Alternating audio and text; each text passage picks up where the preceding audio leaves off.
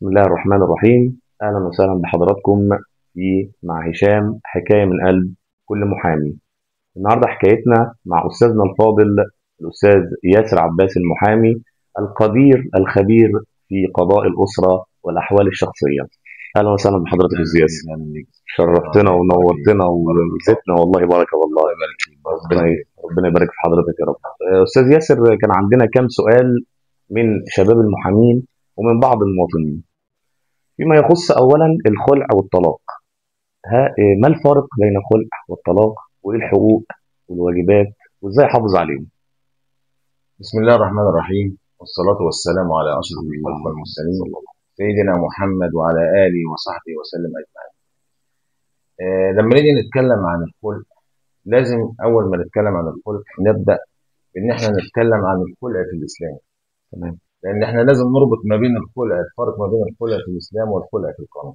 تمام. الخلع في الإسلام الرسول عليه الصلاة والسلام صلى لما الله عليه جاءته وسلم. امرأة وشكت لها زوجها إنها لا تعيب عليه خلقا ولكنها تخاف ألا تقيم حدود الله، فقال لها رسول الله صلى الله عليه وسلم: صلى رد الله عليه عليها وسلم. حديقته وطلقها تطليقا.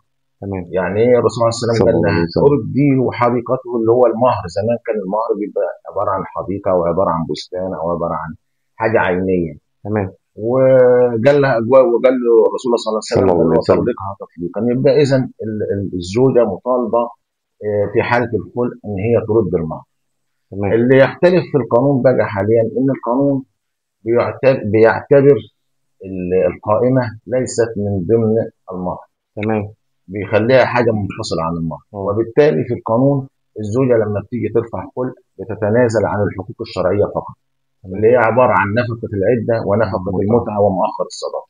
الجايمه دي بيعتبرها شيء مستقل خالص عن الحقوق الشرعيه، وبالتالي هي بتتنازل عن الحقوق دي بس فقط لا غير. وده الفرق ما بين الخلع في الإسلام والخلع في القانون. ولذلك هو لما صدر القانون سنه 2000 كان الجسيمه اللي طالعه اللي هي فيها الصورتين دي، لان زمان كانت الجسيمه ما فيهاش صورتين. ايوه. فالجسيمه اللي طلعت جديد دي فيها بند من ورا اسمه الشروط. المفروض لو احنا هنطبق القانون صح، يبقى في الحاله دي في الشروط دي هتتكتب كل حاجه متعلقه بالزواج. هيتكتب فيها اللي هو المقدم الصداق اللي ده، وتتكتب فيها الجيم، وتتكتب فيها كل حاجه. خانة الشروط. في خانه الشروط. ودي حاجه يمكن كثير تغفل عن كثير من الناس. فعلا معلومه جديده. فلو اتحطت الحاجات دي في الشروط اللي موجوده في جزيمه الزواج، يبقى كده الزوجه مش هتقدر ترفع خلع او تتقبل منها دعوى الخلع غير لما تعرض الحاجات اللي موجوده في جزيمه الزواج. ده اللي حصل في موضوع عبد الله رشدي. ده اللي حصل في موضوع عبد الله رشدي. لسه كنت هقول لك عبد الله رشدي فطن لهذه النقطه وراح كتب الشروط دي، كتب 51 ذهب 51 جرام ذهب، وكتب 50,000 مقدم. فعلا. وبالتالي لما جت ترفع خلع اصطدمت بالجزيمه الزواج. فما قدرتش تطلع ما قدرتش تصدر. ده المحاميه طلعت بيان ان هي الحقوق ضاعت عليها ومش عارفين نعمل ايه. هي مش عارفه لان كده. ولذلك لما جه في الاول كانت نزل، يمكن احكي لك حكايه طريفه في وسط الكلام. احكي يا باشا. ان اول جسيمه اتكتبت فيك يا بنمزار على القانون الجديد الجسيمه التحتية. ما شاء الله. صدر وكان ادى تعليمات المحامي العام، ادى تعليمات للمأذين يوم الخميس بانهم يسلموا الدفاتر اللي معاهم كلها. ومحدش يكتب على القانون القديم تاني، على اساس القانون الجديد هتنزل الجسائم. انا كانت كتابتي يوم الاثنين، اليوم تطبيق القانون. ما شاء الله. يوم الاثنين يعني الخميس، وكان كتاب الاثنين، فلازم اكتب السبت.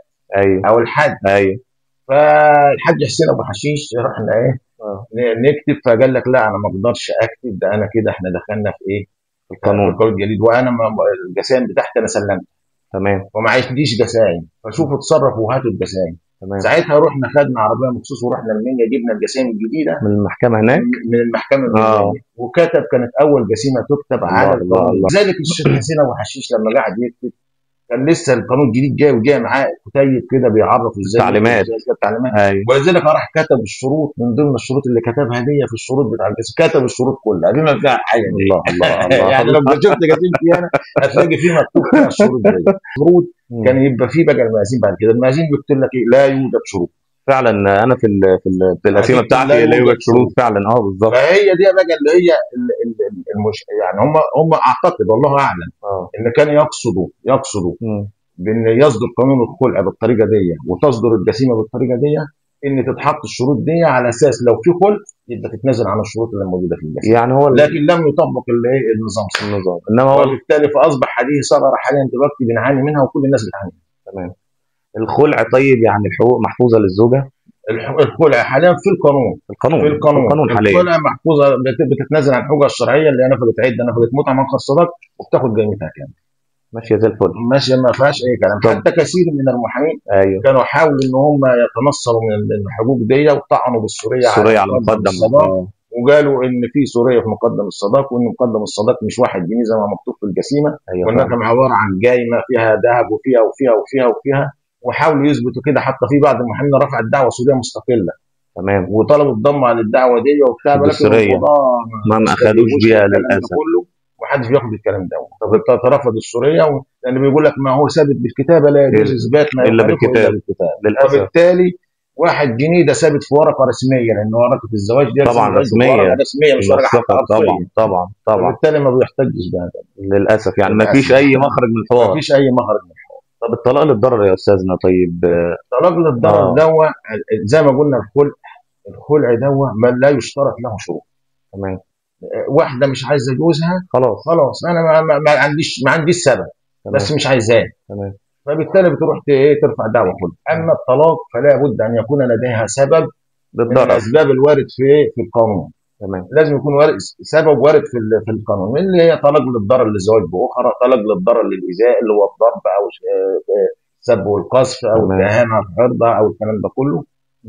دي الاسباب اللي بتؤدي الى، او الطلاق الطلاق للضرر. للهجر برضه من ضمن تمام. الاسباب، اسباب الضرر. اسباب الضرر. فلازم الطلاق لازم يكون هناك سبب.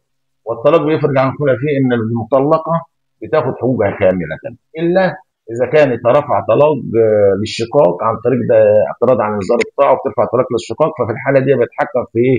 في قيمه مستحقاتها التقرير بتاع الحكمين.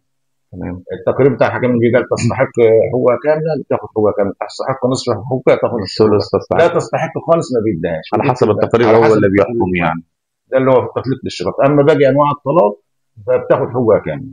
ده الخلع والطلاق بتاخد نفقه للضرر. الجايمه وبتاخد نفقه العده ونفقه المتعه ما خالص. ست شغاله صاروخ ما شاء الله.